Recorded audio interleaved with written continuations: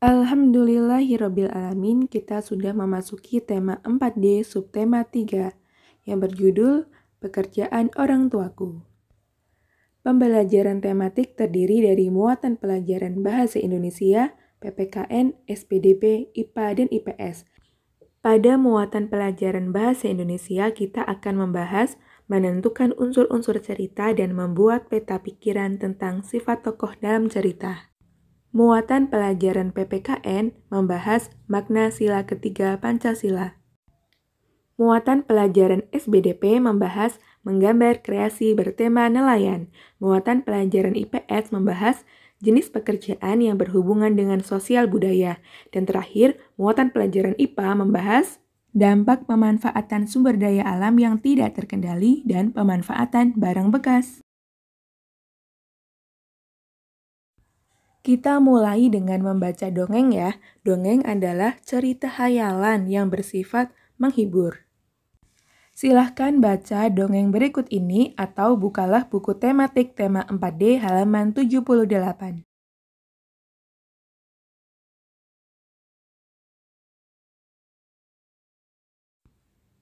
Menarik ya ceritanya. Setelah itu, marilah kita kerjakan halaman 80. Temukan unsur-unsur cerita yang terdapat dalam dongeng tersebut. Unsur-unsur cerita adalah hal-hal yang mempengaruhi hingga terbentuknya sebuah cerita.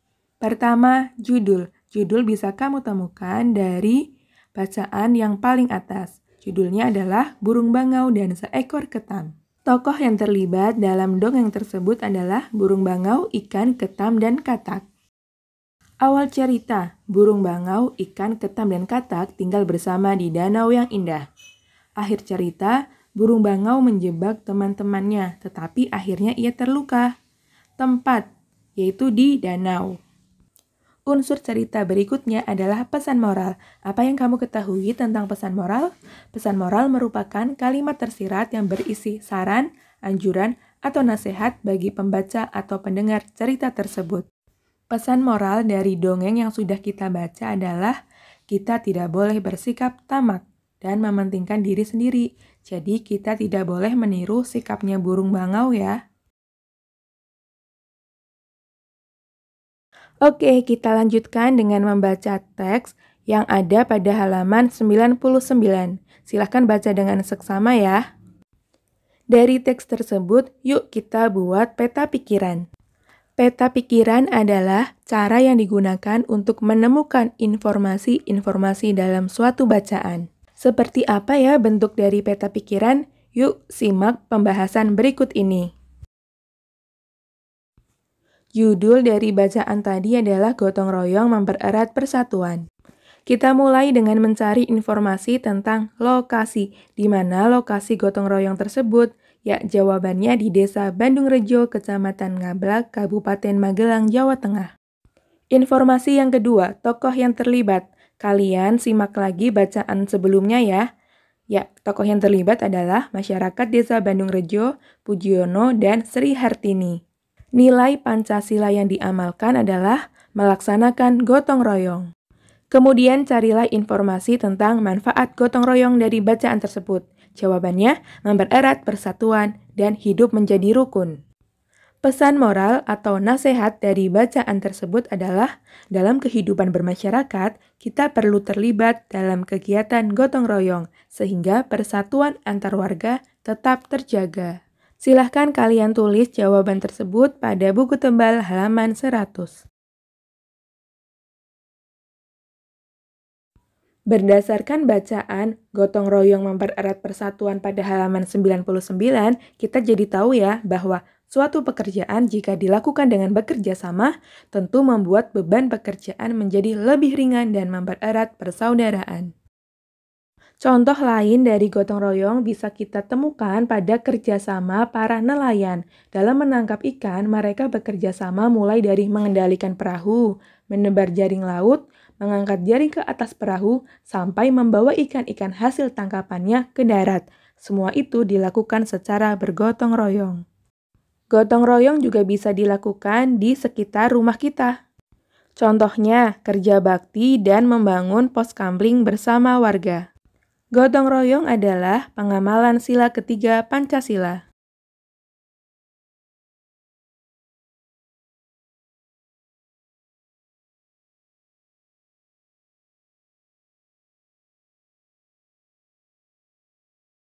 Simbol dari sila ketiga adalah pohon beringin. Berikut filosofinya. Pohon beringin memiliki naungan cukup besar yang mampu melindungi siapapun yang berada di bawahnya.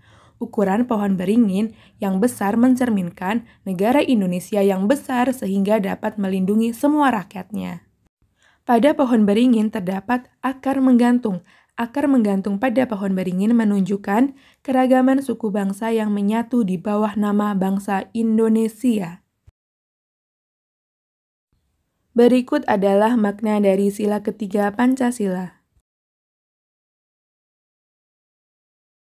Berikutnya, di sini ada kantor kepala desa. Tahukah kamu kalau kantor kepala desa dipimpin oleh seorang kepala desa? Kepala desa merupakan pimpinan tertinggi dari pemerintah desa. Kepala desa bertugas memimpin desa, mengayomi warga, dan memberikan pelayanan kepada warga di desanya.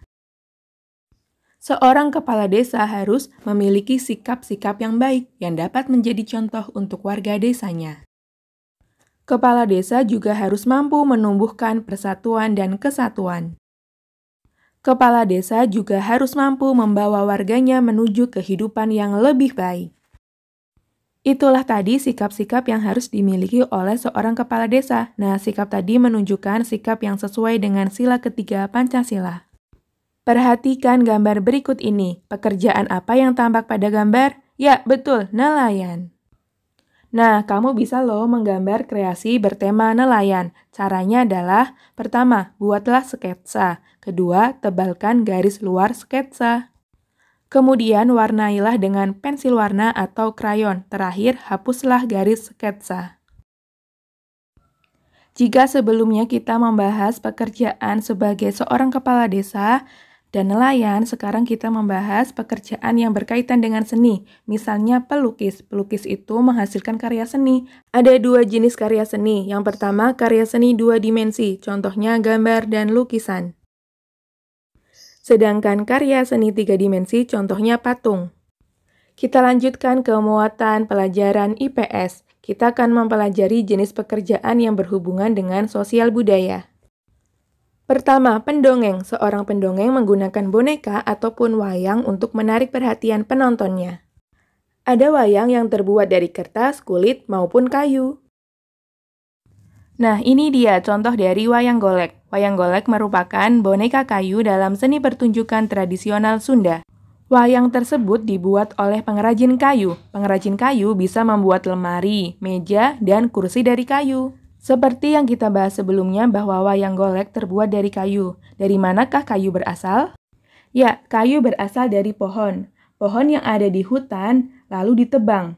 Kayu diangkut ke kota. Kemudian kayu tersebut diolah oleh pengrajin menjadi barang kerajinan. Barang kerajinan tersebut dijual. Barang kerajinan kayu lalu digunakan oleh konsumen. Jenis pekerjaan yang berhubungan dengan sosial budaya selanjutnya yaitu pembatik. Membatik sudah dilakukan secara turun-menurun dan dilakukan oleh banyak warga di beberapa daerah di Indonesia. Membuat kain batik adalah salah satu warisan budaya bangsa. Oleh karena itu, jenis pekerjaan membatik harus dipertahankan demi kelestarian budaya batik. Ada dua jenis batik. Yang pertama, batik tulis, kedua, batik cap. Apa perbedaannya ya? Pada batik tulis, pembuatan motifnya ditulis menggunakan malam. Nah, malam tersebut ditorehkan menggunakan alat bantu yang disebut canting. Sementara pada batik cap menggunakan canting yang mirip dengan stempel.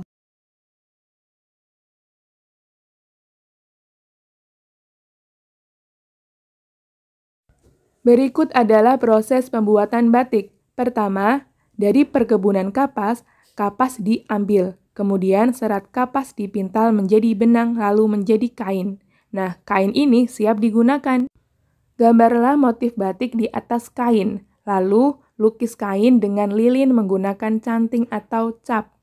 Selanjutnya, proses pewarnaan dengan merebus kain ke dalam larutan pewarna. Jika sudah dimasukkan ke dalam larutan pewarna, kemudian diambil dan dicuci. Setelah itu dijemur. Terakhir, kain batik siap dipasarkan dan siap dibeli konsumen.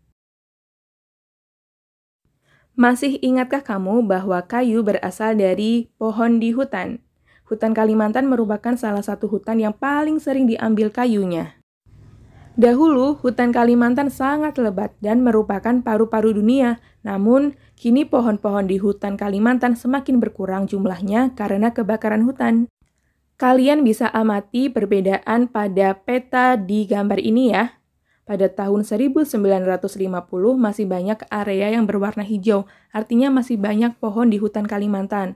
Sedangkan semakin ke sini, yaitu di tahun 2000-an, wilayah yang berwarna hijau semakin sedikit, artinya jumlah pohonnya sudah berkurang. Ya, itulah salah satu dampak pemanfaatan sumber daya alam yang tidak terkendali. Khususnya dampak dari pemanfaatan kayu yang diambil secara berlebihan. Oleh karena itu, yuk kita pelajari usaha-usaha pelestarian sumber daya alam. Salah satunya adalah memanfaatkan kembali barang bekas. Barang bekas bisa kita olah menjadi sebuah barang baru yang memiliki kegunaan. Barang bekas bisa berupa botol kaca, koran, kardus, botol plastik, dan kaleng bekas. Kegiatan pemanfaatan barang bekas termasuk upaya menyelamatkan lingkungan dari sampah. Mengolah atau memanfaatkan sampah bisa dilakukan dengan 4 cara berikut. Pertama, reduce atau mengurangi pemakaian suatu barang. Contohnya, mengurangi sampah plastik. Caranya adalah kita membawa tas kain untuk berbelanja. Kedua, reuse artinya menggunakan kembali. Contoh, botol plastik bekas dimanfaatkan dan dibuat menjadi tempat pensil. Ketiga, recycle artinya mengolah kembali atau mendaur ulang. Contohnya, mengolah sampah organik untuk dijadikan pupuk kompos. Keempat, replace artinya memakai barang alternatif atau pengganti yang sifatnya lebih ramah lingkungan. Contoh, gunakanlah sapu tangan sebagai pengganti tisu. Alhamdulillahirrabbilalamin, tematik tema 4D sudah selesai. Baik dari subtema 1, subtema 2, maupun subtema 3 sudah selesai. Terima kasih untuk anak-anak hebat kelas 4 yang sudah menyimak. Semoga ilmunya bermanfaat ya. Amin. Marilah kita akhiri dengan mengucapkan hamdalah. Alhamdulillahirrabbilalamin. Wassalamualaikum warahmatullahi wabarakatuh.